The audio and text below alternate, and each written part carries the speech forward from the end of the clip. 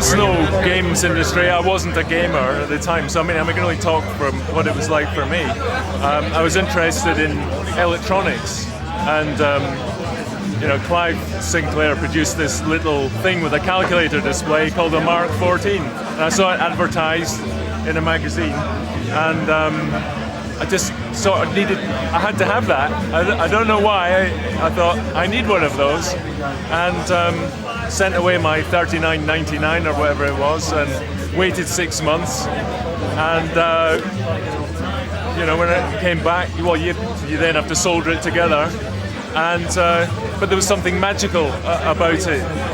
The fact even that it could remember numbers. You type numbers in, and they stayed. You could type in 100 numbers, and they were still there, an hour later. Probably if you waited much more than an hour, they'd have gone. But that was, I was hooked. Teletennis. I bought a kit of parts and built teletennis at home, and built it into what effectively must have been a glorified Tupperware, but made the mistake of drilling holes for the cable to come out while the chip was in, and the static got to it and killed my first teletennis. But I enjoyed that. I'm sure I used to play Space Invaders in the pub when I was a student. Everybody played Space Invaders in the pub. I think I must have been about 20, I think, doing the arithmetic. Something like that when I started with the Mark 14. Anti-Tag I wrote in 1983, and I think probably, so 1983 would have been the first attempt I had at writing something with graphics. Well, it was one of invention, really, and I suppose I approached it more as someone who was interested in electronics as a hobby.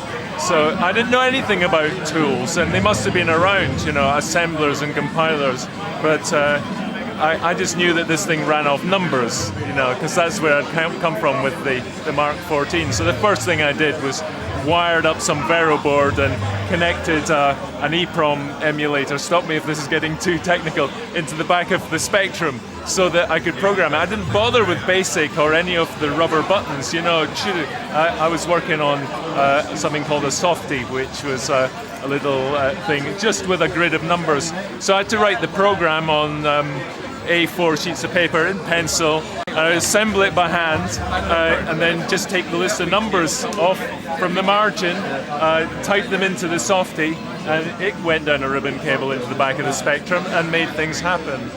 So it was a really stupid way to do it with hindsight. What made it compelling, I think, was the fact that it was real. It may have been a simple environment, but there was no fakery. If you could see it, you could probably get to it, because that's the way it was written.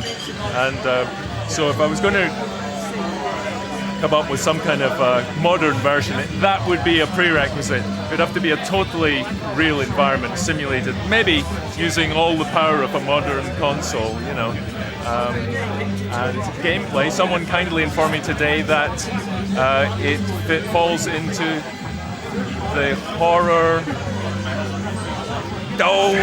can't remember. It's got a genre, and I thought, yes, I wrote something that fits in a genre. It's a horror something, and there are a few other games around like it, but they suggested kindly that it might have been the first, and if I remember it, I'll email it to you. It was incredibly exciting, because it wasn't something that I'd planned, and it just sort of happened from nowhere. It is very exciting to walk into a shop and see something that you've designed on the shelf. There's no doubt about that, and I never tired of that. I used to walk into John Mingus in Princess Street and take the Anti-Tag tapes and spread them out across the top shelf, put them straight to number one, help sales along a bit, and then get chucked out by security. Talking to people who come up and say, your game changed my life, and you go, nah, it's just it. But I mean, actually, it's very touching to think that, something that you made And how lucky could what's the chances of that happening to anybody? Because it happened to me by accident. Great thing to happen. It will never happen again, probably. But see, I started writing games straight out of after trying to be an artist. So it was just a kind of way of taking something out of here and making it in some form that somebody else can then look at, So I mean, I'm really interested in retro, not just games, but old machines. And I've often wondered why is it? Why do I like looking inside, televisions from the early 50s?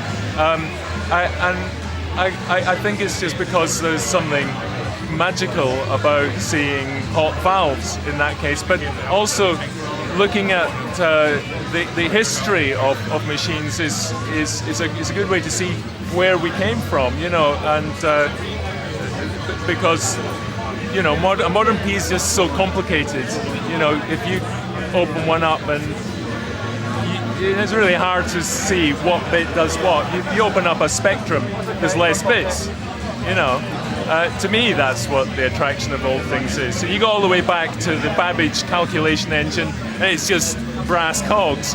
Go a bit further back, you've got a jacquard loom with bits of cardboard coming down, and it's all made of wood. And if that's a good way to understand where all of this came from.